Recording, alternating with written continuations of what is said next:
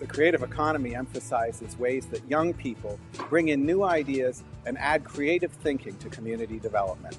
Hardwick, a small town in northeastern Vermont, is one example of how a vibrant small community can attract youthful entrepreneurs. Thanks to the dedicated energy of many volunteers, the townhouse has become a dynamic center of community life for Hardwick.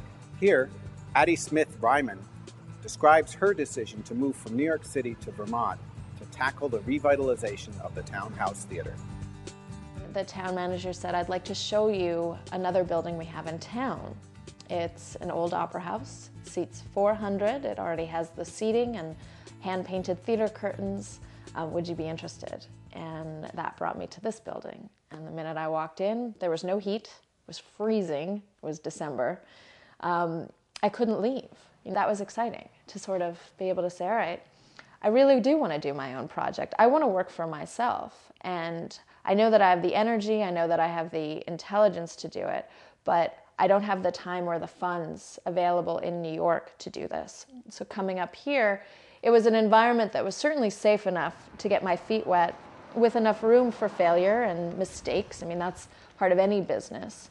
My husband and I took the plunge, and we rented a little farmhouse in Stannard and formed a nonprofit organization. I went around to various community leaders, the librarian, I went to the high school, the select board, to develop a board.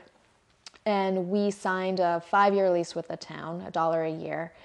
And that started the birth of the Northeast Kingdom Arts Council and the restoration of this building. All along, we've been doing programming to get people in the community excited that this even exists. And I think what got me most excited about it was to really develop another place for the community to get together and have something collectively to work on. And now we've had quite a few performers on that stage that, you know, their debut in show business was here 5 years ago.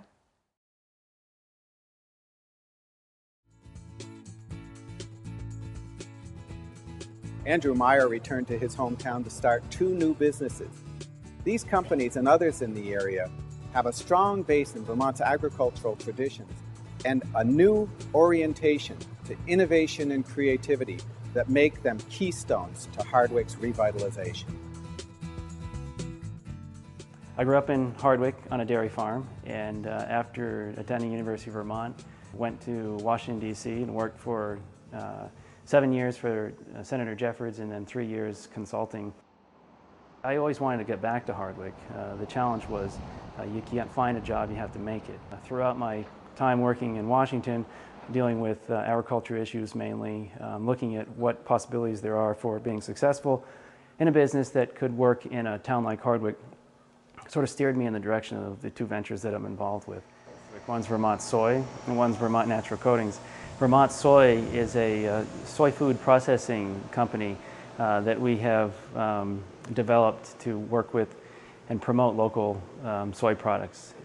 And Vermont Natural Coatings is an environmentally safe wood finish company that the main ingredient which makes it environmentally safe is a whey protein, which is derived from cheese whey. So our ultimate goal is to be able to source our whey protein from local cheesemakers.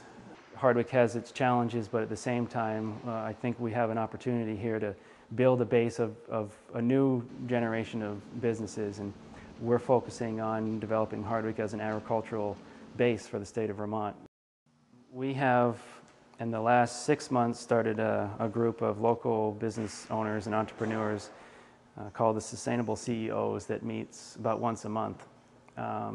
Owners of small businesses in the area. They get together to share ideas, see each other's facilities, learn about what each other's doing. And it's been a great opportunity, but also just a support network that other young people are going through the same things, and that we're all supporting each other. We think that if we develop an infrastructure of exciting new jobs, that young people in Hardwick will start to come back or maybe not leave.